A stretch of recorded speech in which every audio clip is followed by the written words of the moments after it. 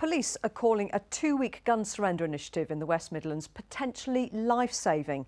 131 weapons have been handed in, along with more than 1,000 rounds of ammunition. The scheme has been running ahead of a law change tightening controls on gun ownership, with the threat of tougher prison sentences. Well, official statistics reveal that nationally, gun crime has fallen from 24,000 in 2003 to 8,000 last year.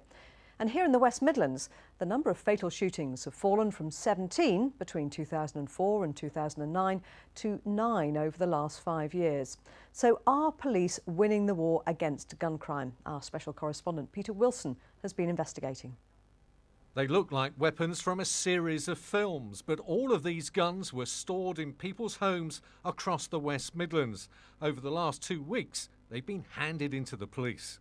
It's a Beretta pump-action shotgun.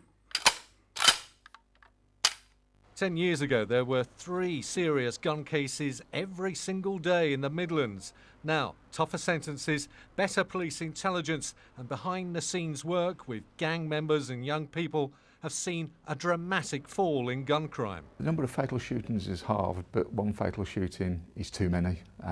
We're not complacent. This is part of an ongoing agenda around preventing crime. West Midlands is focusing on a prevent agenda. Marcia Shakespeare has helped to push down those gun crime figures.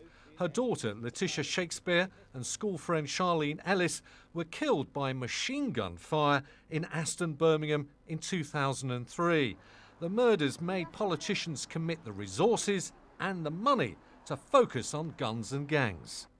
I will only see my child when I go to the cemetery. Fortunately for those in prison, their family members can still visit them, and there's still that hope that at the end of sentencing that they'll be able to come out, they have opportunity to rehabilitate themselves and make a change. So the reality of violent crime is no one wins. I'm here inside the police firing range. They've given me a Webley revolver. It's from the First World War. It was made in Birmingham. The reason why so many of these guns are handed in during police gun surrenders is the fact that every officer in the First World War actually bought one of these. If they survived, then they brought them home to the Midlands. They're also going to let me test the gun, and despite the fact that it's 100 years old, it looks brand new.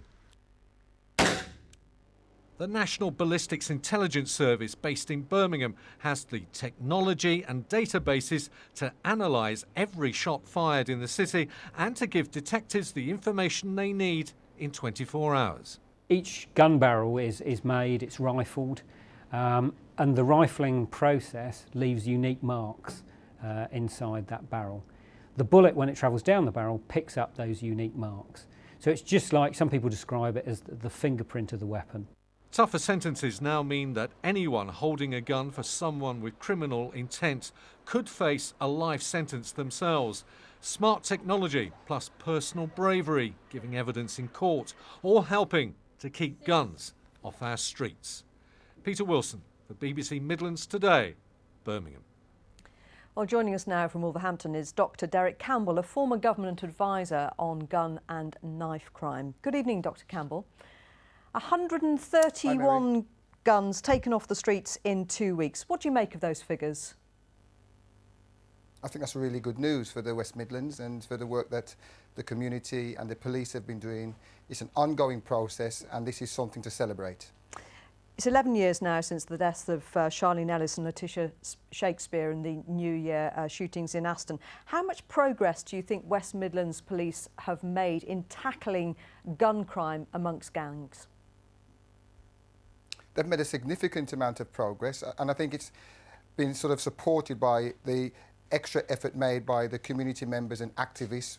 We've heard some of them earlier, and it's that undergoing work that's not sort of necessarily seen by the majority of the people that's really brought the rewards that we've seen today.